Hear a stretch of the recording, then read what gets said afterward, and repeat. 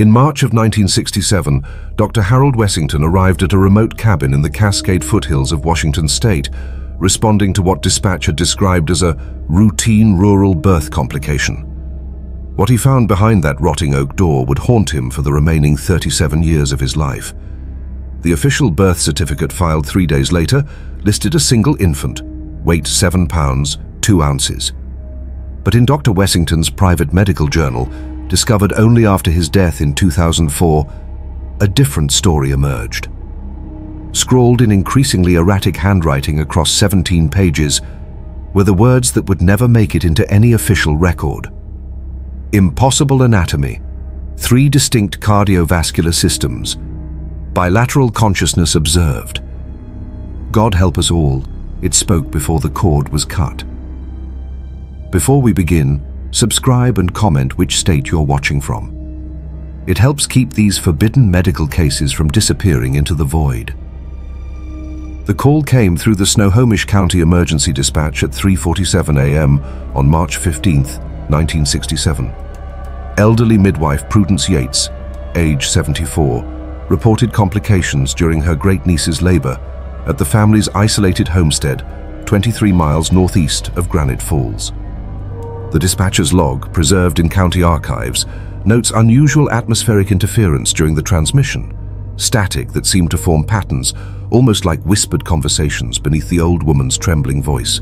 Dr. Wessington had been the county's only licensed physician willing to make house calls to the remote mountain communities. His reputation for discretion made him the preferred choice for families who valued privacy over protocol. The Yates clan had occupied their 1,000-acre tract since 1889, intermarrying with neighboring homesteads in arrangements that often blurred the lines of conventional genealogy. The drive up the deteriorating logging road took 90 minutes in Wessington's modified Jeep. His headlights carved through pre-dawn mist that seemed unusually thick, clinging to the vehicle like wet fabric. In his journal, he noted the complete absence of wildlife sounds. No owl calls, no rustling in the underbrush, not even the skittering of small creatures that typically populated these woods. The Yates Cabin squatted in a clearing surrounded by towering Douglas firs, their tops lost in the low-hanging clouds. Built from hand-hewn logs, darkened by decades of Pacific Northwest rain, the structure seemed to absorb light rather than reflect it. Smoke drifted from the stone chimney, but it moved wrong, hanging too heavy in the air, forming shapes that lingered too long before dissolving. Prudence Yates met Wessington at the door, her weathered face etched with something beyond typical birthing anxiety. Her great-niece, she explained, had been in labor for 31 hours. The prolonged delivery wasn't unusual for the mountain families. Their isolation meant most births happened at home, with complications handled through generations of accumulated knowledge and grim necessity. But as Wessington followed the midwife through the dimly lit interior, details began accumulating that would later fill page after page of his private notes. The cabin's layout defied conventional construction, hallways that seemed longer on the inside than the building's exterior could accommodate, rooms positioned in configurations that created impossible sightlines, windows that looked out onto views that couldn't exist given the structure's location in the clearing. The laboring woman, Martha Yates Kellerman, lay on a bed that had been specially constructed for the delivery. Wessington's medical examination revealed anatomy that challenged every principle of his training. Martha appeared to be carrying twins, but ultrasound equipment wasn't available in rural areas, and palpation suggested something far more complex than a standard multiple birth. Her labor contractions followed no recognizable pattern. Instead of the rhythmic waves typical of normal delivery, her uterine muscles seemed to pulse in synchronization with something external, a low humming that seemed to emanate from the cabin's walls themselves. Wessington's stethoscope picked up not 1 or 2 fetal heartbeats, but what he described as a symphony of circulation, as if multiple complete cardiovascular systems were functioning within a single form. But what unsettled him most was Martha's level of consciousness. Throughout the prolonged labor, she maintained an eerie alertness, her eyes tracking movements in the room that no one else could see. She spoke in clear, measured tones about things that hadn't happened yet, describing Wessington's future actions with disturbing accuracy, referencing medical procedures he hadn't yet decided to attempt. At 6:23 a.m., after 34 hours of labor, Martha Yates Kellerman finally began the active phase of delivery. Wessington positioned himself with the confidence of a physician who had overseen hundreds of births in his 22-year career. Nothing in his experience prepared him for what emerged from Martha's womb. The infant, for official purposes, it would be classified as a single birth, possessed anatomical characteristics that violated fundamental principles of human development. Wessington's journal describes bilateral development that suggested not twins sharing a body, but a single organism that had somehow developed duplicate organ systems. Two distinct spinal columns ran parallel beneath the skin. Cardiac monitoring revealed 3 separate hearts beating in complex polyrhythmic patterns. Most disturbing was the evidence of consciousness. Not the reflexive awareness of typical newborns, but deliberate, focused attention that seemed impossible in an infant whose neural pathways couldn't have developed sufficiently for higher cognitive function. The child's eyes, 4 of them arranged in 2 pairs, tracked independently, following different focal points simultaneously. In the moments after birth, before the umbilical cord was severed, Wessington recorded the most unsettling observation of his career. The infant spoke, not the crying or random vocalizations of normal newborns, but articulated words in what sounded like multiple voices speaking in perfect unison. The phrase, phonetically transcribed in Wessington's shaking handwriting, appeared to be, "The covenant continues through blood and binding. The harvest approaches completion." Prudence Yates moved with practiced efficiency, as if she had anticipated exactly this outcome. She wrapped the infant in blankets that obscured its unusual anatomy and handed it to Martha, who accepted the child with the calm satisfaction of a woman who had successfully completed a long-planned project rather than the exhausted relief typical of new mothers. Dr. Wessington faced an impossible dilemma. His Hippocratic oath demanded accurate medical documentation, but the truth of what he had witnessed could never be officially recorded. The birth certificate he filed with Snohomish County listed a single male infant, weight 7 pounds 2 ounces, delivered without complications to Martha Yates Kellerman and father unknown. But in his private practice files, locked away in a cabinet that wouldn't be opened until after his death, Wessington maintained a second set of records. Detailed anatomical sketches showed the infant's impossible bilateral symmetry. Photographs, taken with a camera he'd brought to document the remote birth for medical purposes, revealed details that seemed to shift when viewed from different angles. Most troubling were the blood samples Wessington had collected during the delivery. Standard typing revealed not one blood type, but 3 distinct genetic profiles existing simultaneously within the same circulatory systems. The laboratory analysis, conducted by a colleague who specialized in genetic anomalies, suggested chromosomal configurations that shouldn't have been compatible with life. DNA testing wouldn't become widely available for forensic purposes until the 1980s, but tissue samples preserved in Wessington's files would later reveal impossible genetic markers, sequences that appeared to be human, but contained elements that didn't match any known terrestrial biology. The pediatric development reports Wessington compiled during monthly visits to the Yates homestead documented growth patterns that defied medical understanding. The child, officially named Ezekiel Kellerman, developed at accelerated rates in some areas while remaining strangely static in others. Motor skills appeared months ahead of schedule, but physical growth remained precisely within normal parameters, as if the child's development was being carefully controlled to maintain the appearance of typical human maturation. Research into the Yates family genealogy revealed patterns that explained much about what Wessington had witnessed in that remote cabin.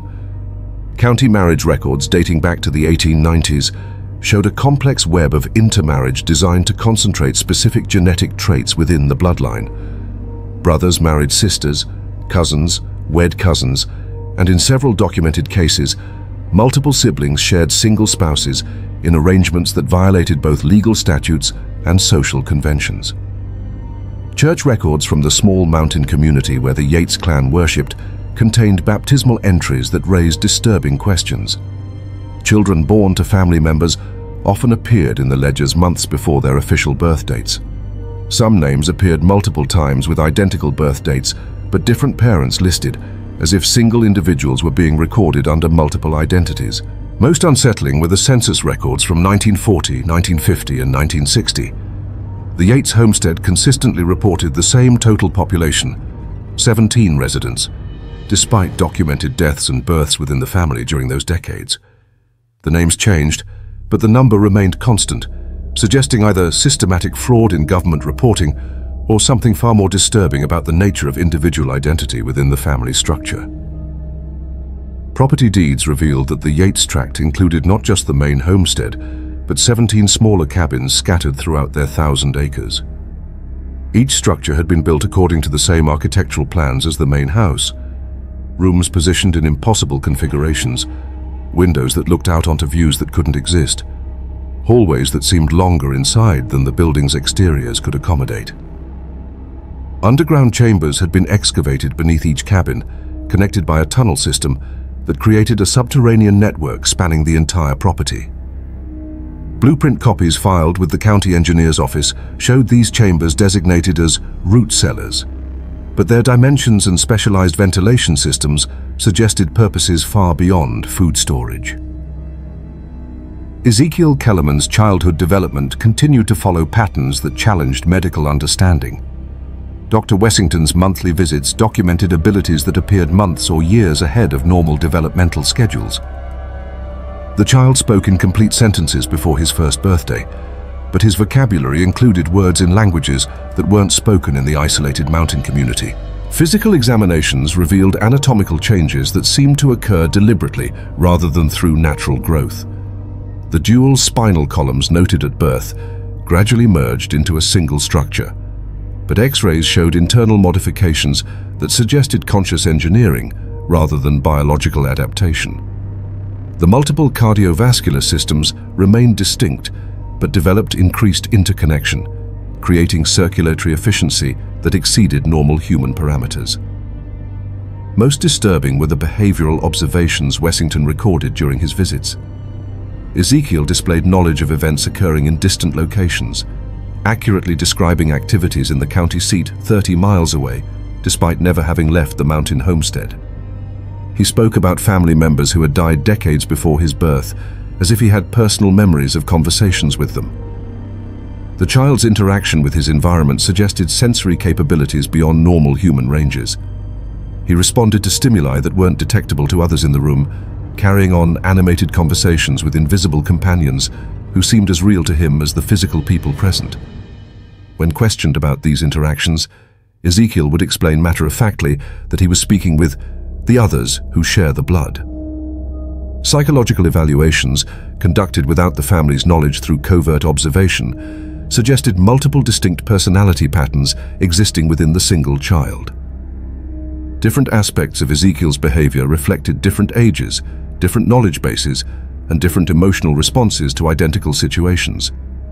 It was as if several complete individuals were taking turns controlling the same physical form. In 1974, 7 years after Ezekiel's birth, unusual radiation signatures detected by atmospheric monitoring stations triggered a federal investigation into the Yates property. Department of Energy officials, operating under environmental protection protocols, arrived with equipment designed to locate potential uranium deposits or undocumented nuclear materials. What they found instead launched a classified investigation that would continue for 3 decades. Electromagnetic readings from the underground chamber network indicated energy sources that didn't match any known geological phenomena. Soil samples revealed isotopic compositions that suggested exposure to forms of radiation not produced by terrestrial sources. FBI agents assigned to the case interviewed mountain families throughout the region, gathering testimony about unusual activities at the Yates homestead. Multiple witnesses described lights moving through the forest at night in patterns too organized to be natural phenomena. Hunters reported encounters with individuals who matched descriptions of Yates family members who had officially died years earlier. Most disturbing were the medical reports filed by Dr. Sarah Chen, a geneticist brought in to analyze tissue samples collected from the property. Her classified findings, declassified only after her death in 1998, described cellular structures that contain genetic information from multiple distinct human beings existing within single tissue samples. DNA sequencing revealed family bloodlines that extended far beyond what conventional reproduction could have produced. The investigation concluded with a federal order sealing all records related to the Yates property under national security provisions. The official explanation cited environmental contamination requiring long-term monitoring, but the true nature of the federal interest would remain classified for decades.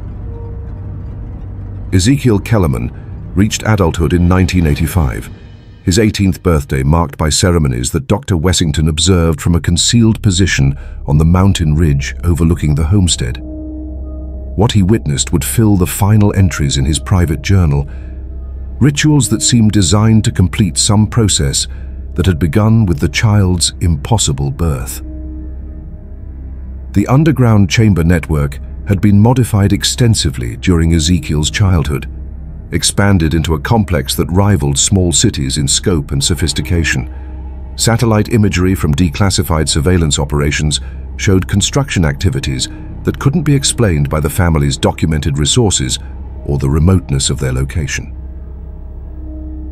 By the 1990s, the Yates property had become a focal point for unexplained phenomena reported throughout the Pacific Northwest. UFO sightings, Bigfoot encounters, and reports of impossible wildlife behavior all clustered around the 1,000-acre tract.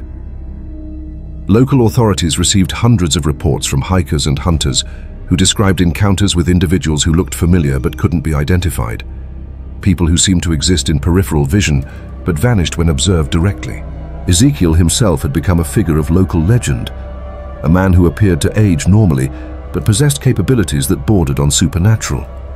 Witnesses described him appearing simultaneously in locations dozens of miles apart, speaking with knowledge of private conversations he couldn't have overheard, demonstrating physical abilities that exceeded human limitations. The family's isolation had become more complete over the decades. No members of the Yates clan had been seen in nearby towns since the early 1980s, yet property taxes continued to be paid, supplies continued to be delivered, and evidence of ongoing activities within the homestead suggested a thriving community hidden from outside observation. Dr. Harold Wessington spent his final decades haunted by what he had witnessed during that March night in 1967. His practice continued normally, delivering hundreds of children in conventional births that reassured him that human reproduction could follow predictable patterns. But the memory of Ezekiel Kellerman's impossible anatomy and precocious consciousness never faded. In 1995, suffering from the early stages of Alzheimer's disease, Wessington began experiencing visits from his former patient. Ezekiel, now 28 years old, would appear in the doctor's office without appointments, engaging in conversations about medical procedures that hadn't yet been invented, discussing patients Wessington had never treated, referencing events that wouldn't occur for months or years. These encounters, documented in increasingly confused handwriting in Wessington's final journal entries, suggested that Ezekiel had developed capabilities that transcended normal human limitations. He spoke about time as if it were a physical space he could navigate freely, describing past and future events with identical clarity and detail. The doctor's degenerative condition made it impossible to distinguish between memory, hallucination, and genuine visitation.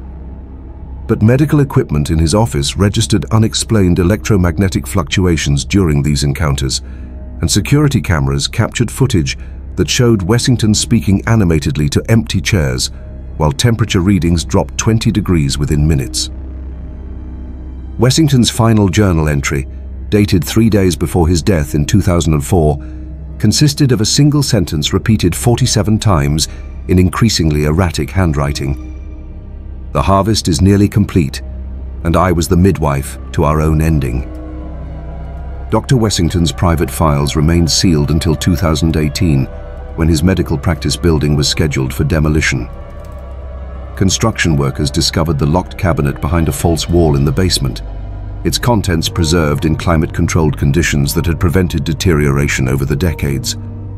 The photographs, tissue samples, and detailed medical records were turned over to federal authorities who immediately classified the material under national security provisions, but not before copies had been made by curious construction workers who recognized the historical significance of their discovery. Independent analysis of the preserved tissue samples, conducted by geneticists at 3 different universities, confirmed Wessington's most disturbing observations.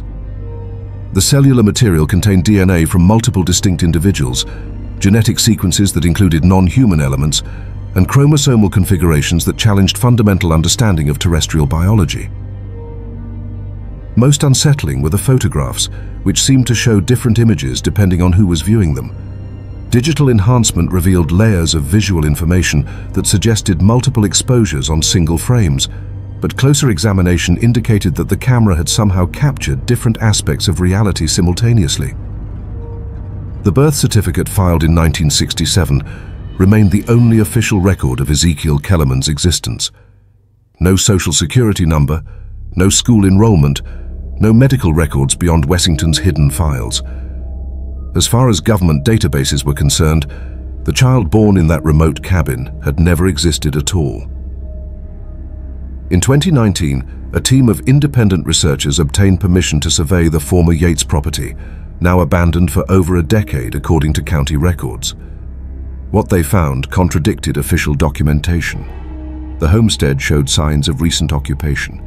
The underground chambers remained accessible and showed evidence of ongoing use, and electromagnetic readings continued to indicate energy sources that couldn't be explained by conventional means. Satellite imagery revealed that the property's appearance varied depending on when photographs were taken. Images captured during different seasons, different times of day, and different atmospheric conditions showed structures in different locations, roads that led to destinations that didn't exist on maps, and architectural features that seemed to shift between observations.